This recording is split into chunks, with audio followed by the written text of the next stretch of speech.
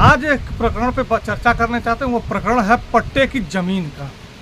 मित्रों, निचलौल तहसील का ढेसो ग्राम सभा है और ढेसो ग्राम सभा में 68 लोगों का जो है पट्टा हुआ है 2012 में। 2012 से पट्टा होने के बाद आज तक तमाम उसमें पट्टा धारक ऐसे हैं जिनका पट्टा होने के बावजूद भी उन्हें ज़मीन पर कब्जा नहीं दिया जा चुका है। 12 से 24 हो गया, लगभग 10 से 12 साल जो है कि समय अवधि बीत चुकी है, लेकिन आज तक पट्टा धारक जो है उस ज़मीन पर कब्जा पाने के लिए दर दर भटक रहे हैं। मेरे हाथ में एक नकल है और वो उसी पट्टे की नकल है जो 24/2/2024 को नकल प्राप्त हुई है। और इस नकल में जो कुल पट्टेदार हैं उनकी संख्या है, आपको बताएंगे टोटल 68। आपको दिखाएंगे कि यहाँ लिखा हुआ है कि टोटल 68 जो है 68 पट्टेदार इसमें है। इस पट्टे की कार्रवाई का जो ग्राम पंचायत से कार्रवाई रजिस्टर है वह भी मेरे पास है और यह जो है लिखा हुआ है 11/6/2012 को।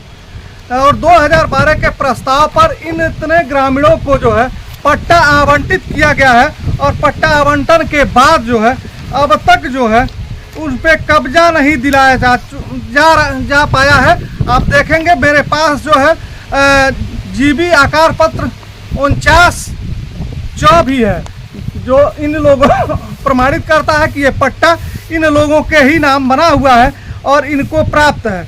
लेकिन अब तक जो है प्रशासन इन जो है लोगों को अपना कब्जा नहीं दिला पाने में असफल हुआ है और असफल होने के बाद अभी भी ये लोग दर बदर भटक रहे हैं। आपको बता दें कि ये पट्टा पाने वाले लोगों ने इस जो है आवेदन कितनी जगह किया ये भी आपको दिखाएंगे। मेरे हाथ में जो है जिला श्रीमान परगना अधिकारी महोदय तहसील निचलौल जनपद महाराजगंज का भी जो है प्रार्थना पत्र ये मेरे हाथों में है, जिसे आपको दिखाएंगे। और इस पे बाकायदा तहसीलदार को जो है इस पे लिखा गया है और इस पे कब्जा दिलाने की बात की गई है। यह सिर्फ एक बार नहीं, बार बार जो है ये जो है श्रीमान उपायुक्त महोदय को भी एक लेटर इन लोगों के द्वारा दिया गया है। लेकिन इस लेटर पे भी तमाम जो है देखिए आपको जांच लिखे गए हैं, आदेश दिए गए हैं, लेकिन अब तक जो है इस पे कब्जा नहीं दिलाया जा सका है। तो वहीं जो है राजस्व विभाग और पुलिस को भी जो है आदेशित किया गया है। ये भी मेरे पास पत्र है और इस पत्र पर भी आज तक कोई कार्रवाई नहीं हो पाई।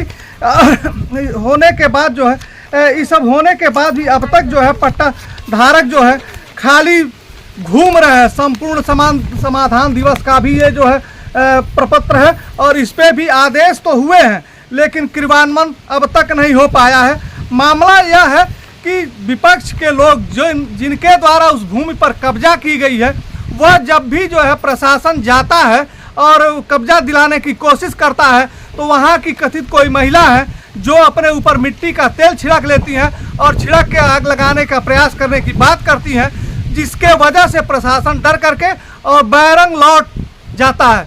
अब ऐसे में क्या प्रशासन यह नहीं कर पाता कि उस महिला को जो है आत्मदाह करने की कोशिश करती है या प्राण जो है हरने की कोशिश करती है या मिट्टी का तेल गिरा करके प्रशासन पर या पट्टाधारकों पर दबाव बनाने की कोशिश करती है, क्या जो है प्रशासन उसके विरुद्ध कोई दंडात्मक कार्रवाई या उचित कार्रवाई नहीं कर सकती क्या?